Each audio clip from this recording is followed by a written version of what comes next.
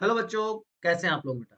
तो as promised आपके half yearly exam के लिए क्लास 10th केमिस्ट्री के मोस्ट एक्सपेक्टेड क्वेश्चंस की बात करने वाले हैं। जैसे कि हमने बायो के केस में किया था कि दो पार्ट में सारे क्वेश्चंस को हमने डिस्कस किया था। पहले पार्ट में कॉम्पिटेंसी बेस्ड क्वेश्चन, उसके बाद 2 मार्क का 3 मार्क का केस स्टडी 5 मार्क का क्वेश्चन। सेम वे में हम केमिस्ट्री के साथ करने वाले हैं। ठीक है ना बच्चों। तो पहला पार्ट, जैसा कि आपको पता है क्या करेंगे हम। पहले पार्ट में दोनों तरह के क्वेश्चंस हमने इंक्लूड किए हैं। हमने इसमें एमसीक्यूज भी इंक्लूड किए हैं और इसमें हमने असर्शन रीजन एआर क्वेश्चंस भी इसमें इंक्लूड करे हैं बेटा। ठीक है ना। तो आपको परेशान होने की जरूरत नहीं है कि कौन से तरह के क्वेश्चंस आपको करने हैं। तो पहला क्वेश्चन आपके लिए है बेटा, एक केमिकल इक्वेशन आपको दिख रही है एंड आपको करेक्ट ऑप्शन को चूज करना है। ये गैप थोड़ा सा ज्यादा हो गया, यहाँ पे आप मान सकते हैं। मैंगनीज ऑक्साइड प्लस HCl की रिएक्शन है, MnCl2 बना plus water plus Cl2। Clear. तो आपको इसमें बताना है कि ऑक्सीडेशन किसका हुआ, रिडक्शन किसका हुआ, ऑक्सीडाइजिंग एजेंट क्या है और रिड्यूसिंग एजेंट क्या है। तो आपको बेसिक चीजें अगर आपको क्लियर है ना बेटा, तो आप within fraction of second आप इसको बता सकते हो। ऑक्सीडेशन का मतलब addition of O2, removal of oxygen, reduction होता है। ऑक्सीडाइजिंग एजेंट और रिड्यूसिंग एजेंट में बच्चे बहुत भयंकर वाले कंफ्यूज होते हैं। तो देखो आपके लिए मैं इसको बहुत सिंपल कर देता हूँ। ऑक्सीडाइजिंग एजेंट या ऑक्सीडेंट, जिसको हम इलेक्ट्रॉन एक्सेप्टर भी कहते हैं, जो इलेक्ट्रॉन को गेन कर रहा है वो ऑक्सीडाइजिंग एजेंट है। और जो इलेक्ट्रॉन को लूज कर रहा है, जो इलेक्ट्रॉन डोनर है, वो रिड्यूसिंग एजेंट या रिडक्टेंट होता है। ठीक है। तो ऑक्सीडाइजिंग एजेंट ऑक्सीडाइज करता है दूसरे सब्सटेंस को और खुद रिड्यूस हो जाता है। देखो उल्टा है। ऑक्सीडाइजिंग एजेंट क्या कर रहा है बच्चों, ऑक्सीडाइजिंग एजेंट अंडरगोज रिडक्शन, जिसका रिडक्शन होगा अंडरगोज रिडक्शन। ऑक्सीडाइजिंग एजेंट वो मॉलिक्यूल है, वो सब्सटेंस है जो रिडक्शन में जा रहा है, और at the same time reducing agent दूसरे सब्सटेंस को रिड्यूस कर रहा है, मतलब खुद ऑक्सीडाइज हो रहा है। क्लियर। तो ऑक्सीडाइजिंग एजेंट क्या कर रहा है, गेन कर रहा है इलेक्ट्रॉन को, रिड्यूस हो रहा है और उसका ऑक्सीडेशन स्टेट डिक्रीज होगा बच्चों। जबकि रिड्यूसिंग एजेंट इलेक्ट्रॉन को लूज करेगा, खुद ऑक्सीडाइज हो जाएगा और उसका ऑक्सीडेशन स्टेट जो है वो इंक्रीज हो जाएगा, बढ़ जाएगा। यहाँ पे आप देख सकते हैं, यहाँ पे A+B। क्लियर। तो यहाँ पे A ने इलेक्ट्रॉन को लूज किया तो A ऑक्सीडाइज हो गया। ठीक है। और बी ने इलेक्ट्रॉन को गेन किया तो ए ने इलेक्ट्रॉन को लूज किया तो इसका रिडक्शन हुआ, तो रिड्यूसिंग एजेंट हो गया। बी ने इलेक्ट्रॉन को गेन किया, बी रिड्यूस हो गया तो ये ऑक्सीडाइजिंग एजेंट हो गया। होप चीजें अब आपको समझ आ गई होंगी। तो यहाँ पे क्या हो रहा है, मैंगनीज से यहाँ से ऑक्सीजन रिमूव हो रही है, यहाँ से ऑक्सीजन घट हट गई ना, तो इसका हो गया रिडक्शन।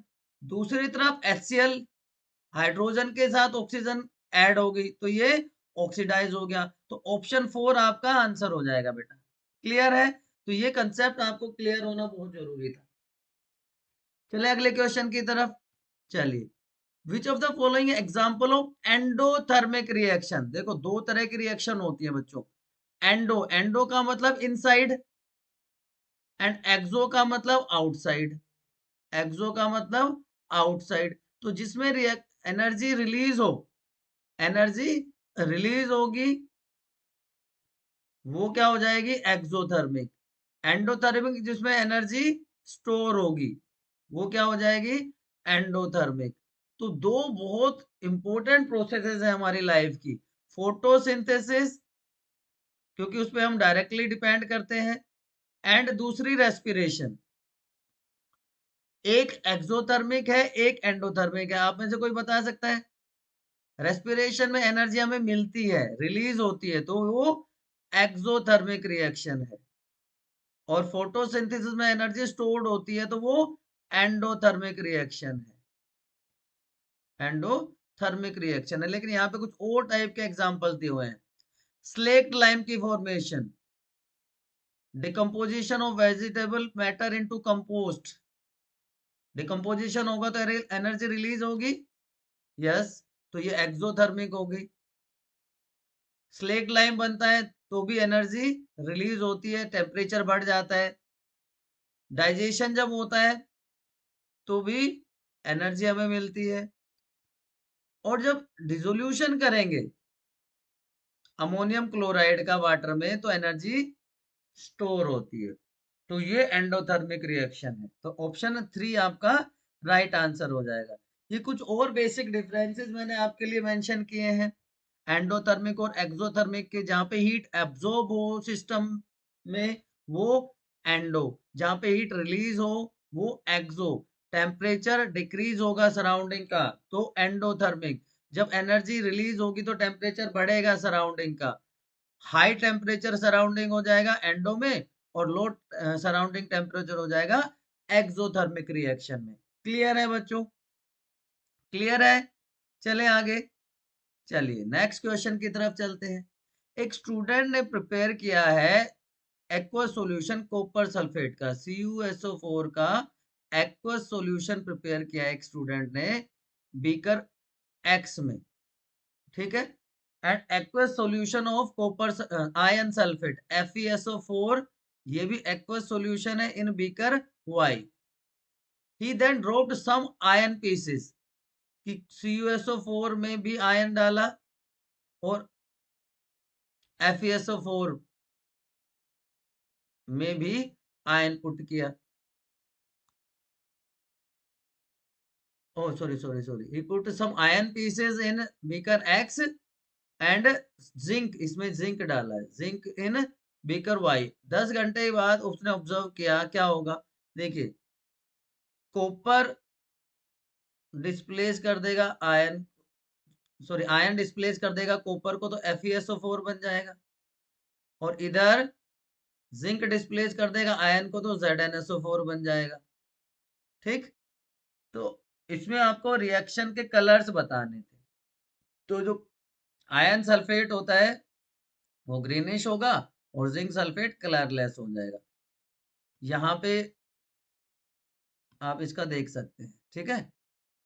तो ये रिएक्शन होगी, डिस्प्लेसमेंट रिएक्शन के एग्जांपल्स हैं बच्चों। नेक्स्ट क्वेश्चन है विच of the following indicators, pH scale की बात हो रही है, पीएच की बात हो रही है। आप में से कितनों को पता है पीएच सबसे पहले किसने दिया था, पीएच की डेफिनेशन क्या होती है? एक बार फटाफट कमेंट सेक्शन में बताओ बेटा, पीएच क्या होता है? पीएच होता है नेगेटिव लॉग। सबसे पहले तो pH was given by Sorensen, एक साइंटिस्ट थे सोरेनसन, उन्होंने सबसे पहले पीएच स्केल को डेवलप किया था। It is negative log of hydrogen ion concentration, negative log of hydrogen ion concentration.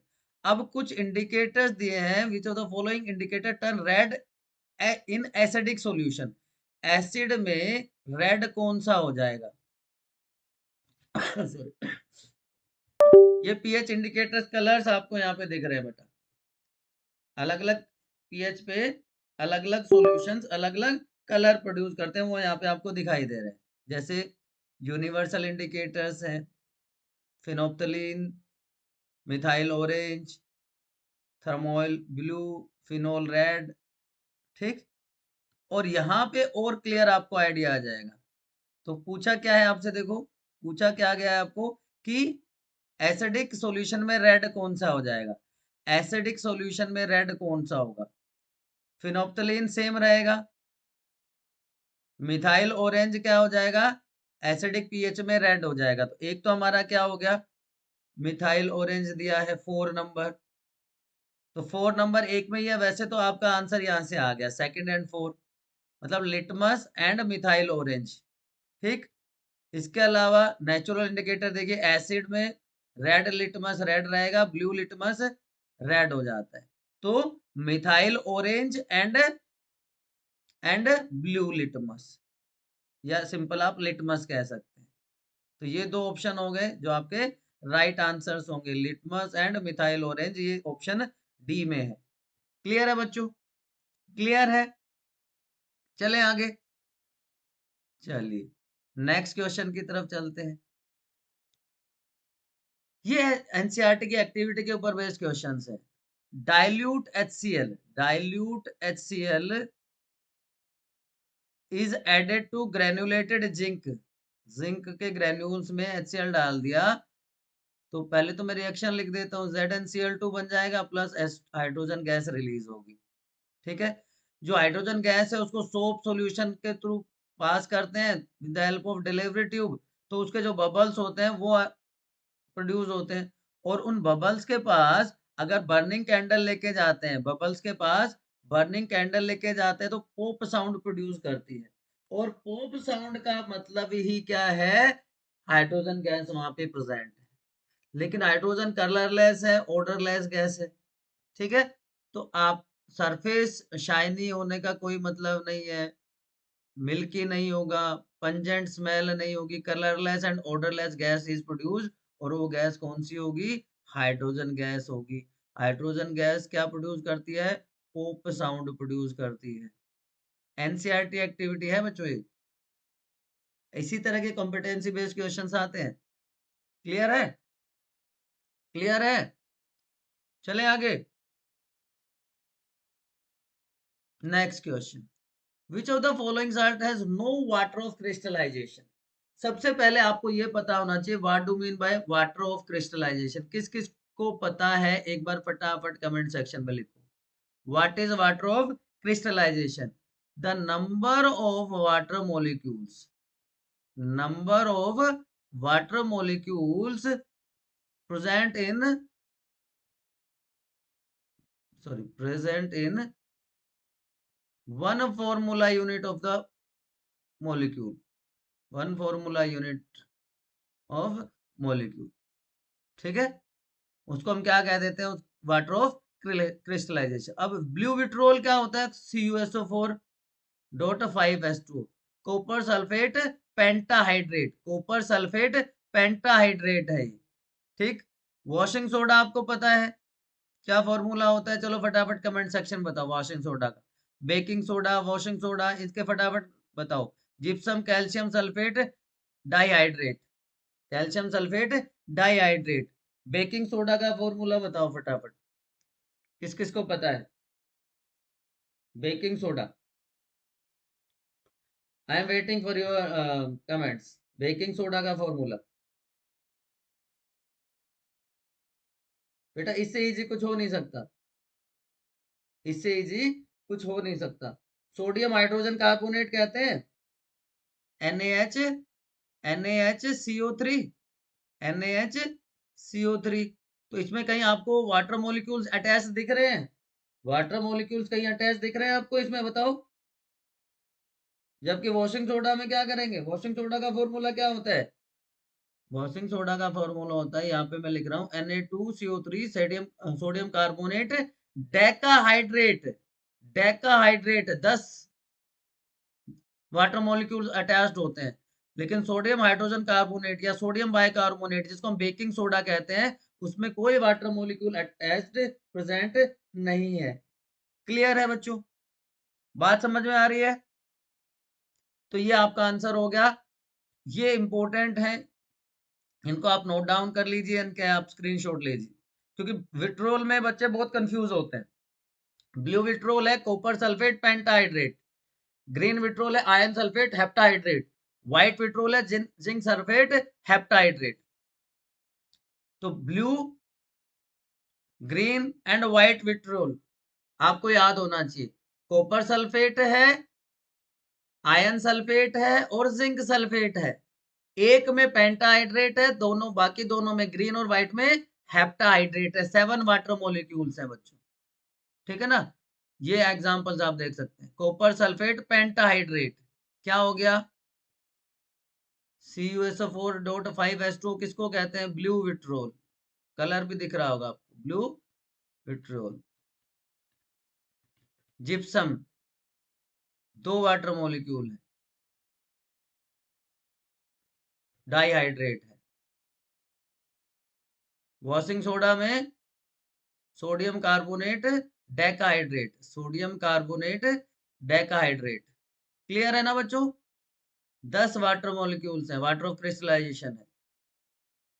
अब इनको कैसे रिमूव कर सकते हैं? जो वाटर ऑफ क्रिस्टलाइजेशन कैसे रिमूव किए जाते हैं? जब उनकी हीटिंग कर देते हैं तो वाटर इवेपोरेट हो जाता है, तो वो रिमूव हो जाते हैं। Next question, methyl orange. Already question आया हुआ है बेटा, ऑलरेडी क्वेश्चन आया हुआ है कि एसिडिक मीडियम में कैसे रिएक्ट करेगा, बेसिक मीडियम में कैसे रिएक्ट करेगा। ये रहा आपके लिए methyl orange. Methyl orange neutral में same, no colour change, neutral pH में नो कलर चेंज। ठीक है। एसिड में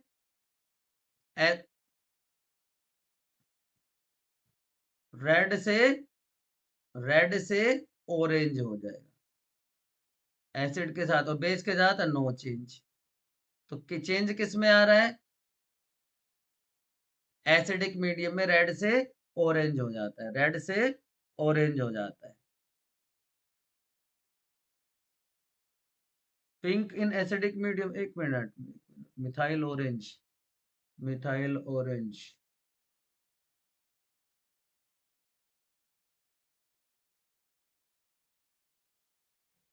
क्या पूछना चाह रहा है ये? Methyl orange is pink in acidic medium, yellow in basic medium. Basic medium में तो येलो ही रहेगा, ठीक है, सेम। एंड एसिडिक मीडियम में क्या कह रहा है? Pink, pink in acidic medium. Orange pink इस तरह का कलर, ठीक है, आप कह सकते हो। तो आपका ऑप्शन ए हो जाएगा राइट आंसर। ठीक, एग्जैक्ट कलर कॉम्बिनेशन वहां पे नहीं था। चलिए नेक्स्ट क्वेश्चन की तरफ चलते हैं। Metal oxides generally reacts with acids, metal oxides plus acid तो क्या प्रोड्यूस करते हैं? क्या प्रोड्यूस करते हैं? लेकिन ये क्या पूछ रहा है? Metal oxide reacts with acid but few oxides of metal also react with basis. अच्छा, एम्फोटेरिक ऑक्साइड्स की बात हो रही है, एम्फोटेरिक ऑक्साइड्स। ऐसे मेटल ऑक्साइड्स जो एसिड और बेस दोनों के साथ रिएक्ट करते हैं, वो क्या कहलाते हैं बच्चों? एम्फोटेरिक ऑक्साइड्स कहलाते हैं। ठीक है। जैसे एग्जांपल के लिए एल्यूमिनियम ऑक्साइड यहाँ पे दिया हुआ है, एल्यूमिनियम ऑक्साइड आपको यहाँ पे दिख रहा है, एसिड के साथ रिएक्ट कर रहा है, एल्यूमिनियम ऑक्साइड HCl के साथ रिएक्ट करके एल्यूमिनियम क्लोराइड बनाता है। वही वही same aluminium oxide sodium hydroxide के साथ मिलके सोडियम एल्यूमिनेट बना देता है। तो एसिड के साथ भी रिएक्ट कर रहा है, बेस के साथ भी रिएक्ट कर रहा है, सेम मेटल ऑक्साइड है। ऐसे मेटल ऑक्साइड्स को एम्फोटेरिक ऑक्साइड्स कहते हैं। ठीक है। जिंक भी एम्फोटेरिक ऑक्साइड में आता है, जिंक भी एम्फोटेरिक ऑक्साइड में आता है। आप फटाफट एक बार मुझे जिंक ऑक्साइड की रिएक्शन लिख के बताओ कमेंट सेक्शन में। ZnO प्लस HCl क्या बन जाएगा? ZnCl2। और ZnO प्लस बेस के साथ कर दोगे